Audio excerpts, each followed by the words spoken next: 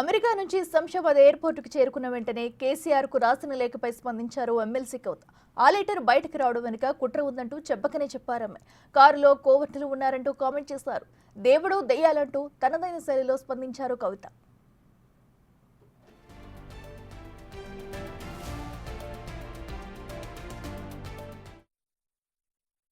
కేసీఆర్ గారు దేవుడు, కేసీఆర్ గారు దేవుడు. కానీ కేసీఆర్ గారి చుట్టూ కొన్ని దయ్యాలున్నాయి.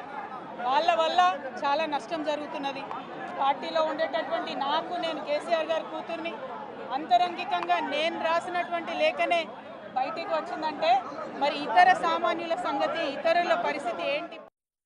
చెప్పిన కొద్ది రోజుల్లోనే మరి నేను అంతర్గతంగా కేసీఆర్ గారికి రాసినటువంటి ఉత్తరం బహిర్గతం కావడం అన్నది, ఇది మరి ఏం జరుగుతుందో అన్నది పార్టీలో ఉన్నటువంటి మనందరం, తెలంగాణ ప్రజలందరూ కూడా ఆలోచించుకోవాల్సినటువంటి విషయం. నేను వేరే ఏ విషయాలు చెప్పలేదు.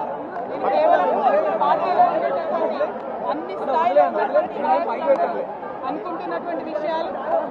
దాదాపు సగం తెలంగాణ నేను ఈ సందర్భంగా ఈ మధ్యలో టూర్ చేసినటువంటి సందర్భంలో తెలంగాణ ప్రజలు అనుకుంటున్నటువంటి విషయాలు మాత్రమే నేను పెద్ద ఎత్తున చెప్పడం జరిగింది తప్పితే నా పర్సనల్ ఎజెండా ఏమీ లేదు. కవిత స్పీచ్ పై ప్రభుత్వ విప్ ఆది శ్రీనివాస్ రియాక్ట్ అయ్యారు. కవిత లేఖను లీక్ చేసింది ఎవరు అని ప్రశ్నించారు. కేసీఆర్ దేవుడైతే దెయ్యం ఎవరు? కేసీఆర్ పక్కన ఉన్న కోర్టులు ఎవరు అని క్వశ్చన్స్ అందించారు ఆయన. బీఆర్ఎస్ లో మీ పైన కుట్ర చేస్తున్నది ఎవరు? సొంత తండ్రిని కలిసి మాట్లాడకుండా లేఖ ఎందుకు రాయాల్సి వచ్చింది అనే ప్రశ్నలకు సమాధానం చెప్పాలన్నారు ఆది శ్రీనివాస్.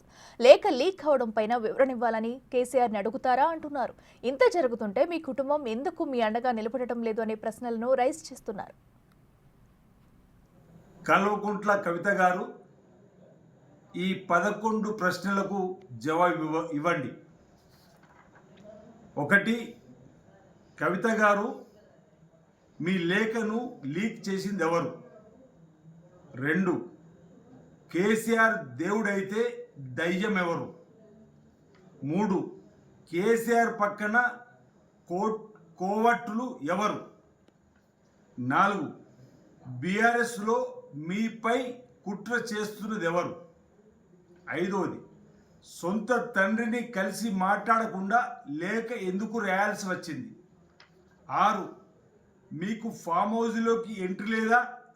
ఎవరు మిమ్మల్ని అడ్డుకుంటున్నారు? 7, లేఖ లీక్ కావడం పైన వివరణ ఇవ్వాలని కేసీఆర్ని అడుగుతారా? 8, మీ పార్టీ వర్కింగ్ ప్రెసిడెంట్ కేటీఆర్ గురించి ఎందుకు మాట్లాడలేదు? 9, ఇంత జరుగుతుంటే మీ కుటుంబం ఎందుకు మీకు అండగా నిలబడడం లేదు? 10, ఎయిర్పోర్ట్లో మీకు స్వాగతం పలకడానికి బీఆర్ఎస్ నేతలు ఎందుకు రాలేదు? 11, మీరు రాసిన లేఖ నకిలీదని నమస్తే తెలంగాణలో పేపర్లో రాయించింది ఎవరు? ఈ ప్రశ్నలకు మీరు సమాధానం ఇవ్వాల్సిందిగా నేను కోరుతున్నాను. కవిత రాసిన లేఖ ఎవరు లీక్ చేశారని ప్రశ్నించారు కాంగ్రెస్ ఎమ్మెల్సీ అద్దంకి దయాకర్.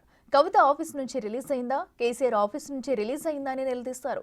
లేఖను కేసీఆరే బయటపెట్టించారా, కేటీఆర్ తన మనుషులతో రిలీజ్ చేయించారా అంటూ ప్రశ్నల వర్షం కురిపించారు. కేసీఆర్తో హరీష్ రావు, కేటీఆర్ కలిసి మాట్లాడే అవకాశం ఉందని, కానీ సొంత కుమార్తె మాత్రం కలవలేకపోతుందన్నారు అద్దంకి దయాకర్. టీఆర్ఎస్లో కుటుంబ కలహాలు తారాస్థాయికి చేరినవంటానికి ఇంతకంటే ఎక్కువ ఉదాహరణ అక్కర్లేదు. కవిత గారే రాసిన లేఖ లీక్ చేసింది ఎవరు? అది కవిత ఆఫీస్లో ఉండే ఎవరి కోవట్లు లీక్ చేసిండ్రు, లేదంటే కేసీఆర్ ఆఫీస్ నుంచి అయినా రిలీజ్ కావాలి. అది ఫామ్ హౌస్ నుంచి కానీ లేకపోతే ఇతరత్ర ఎక్కడి నుంచి అయినా సరే. మరి కేసీఆర్ ఆఫీస్ నుంచి లీక్ చేసింది ఎవరు? కేటీఆర్ వైపు కేసీఆర్ మొగ్గు చూపుతున్నందుకు కేటీఆర్ మనసులే ఆ విధంగా చేసిండ్రా, లేదంటే కేసీఆర్ ఆఫీస్లో ఉన్న వాళ్ళతో చేయించిండా, లేదంటే కవిత ఆఫీస్లో ఉండే కేటీఆర్కి సంబంధించిన వాళ్ళు లీక్ చేసిందా అనేది వాళ్ళే చెప్పాల్సిన అవసరం ఉంది. కాబట్టి ఇలా వాళ్ళ మధ్యన ఉన్న ఏవైతే అనైక్యత ఉందో వాళ్ళు సరిచూసుకోలేక కాంగ్రెస్ మీద ఆరోపణలు చేసిన, కాంగ్రెస్ ప్రభుత్వం ఏదో చేసిందని చెప్పినది ఏదైతే ఉందో అది ఉత్తదని తేలిపోయింది. కాబట్టి ఇవాళ అనుమానం నుంచి ఇవాళ సంక్షోభం వైపు, సంక్షోభం నుంచి ఎటుపోతుందో తెలియదు. కానీ ఇవాళ బీఆర్ఎస్ తన అస్తిత్వాన్ని తనే కోల్పోవడానికి, తన కూతురును తనే కలవలేని స్థితిలో కేసీఆర్ ఉన్న పరిస్థితి ఉన్నది. కేసీఆర్ ఈరోజు సభకు రాకపోవడము, ప్రజల్లోకి రాకపోవడము, క్రియాశీలక రాజకీయాల్లో ఉండకపోవడం అనేది ఒక చర్చ అయితే, తన సొంత కూతురు ఈరోజు ఒక లేఖ రాయాల్సిన స్థితి, సొంత కూతురు తండ్రిని కనవలేని స్థితి ఉన్నది. ఇక ప్రజల పరిస్థితి ఏంది, ఎట్టుంటుందో మీరు ఒకసారి ఆలోచించండి.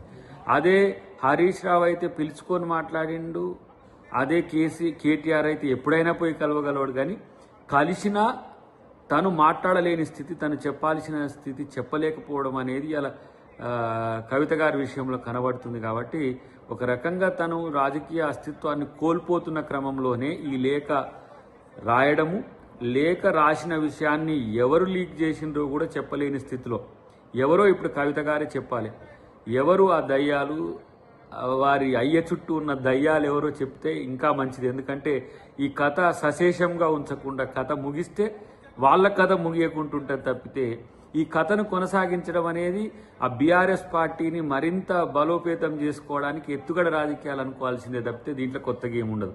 ఇది టీ కప్లో తుఫానా, టీ పార్టీలో తుఫానా, టీ పార్టీ బీఆర్ఎస్గా మారిన తర్వాత వచ్చిన తుఫానా, ఏదున్నా ఈ మూడు ముక్కలాటకు తెరపడేది ఎప్పుడు అనేది తెలంగాణ ప్రజలకు అవసరం లేకపోయినా కూడా అనవసరమైన రాజకీయ రాద్ధాంతం ఇక్కడ జరుగుతుందని నేను చెప్పక తప్పదు.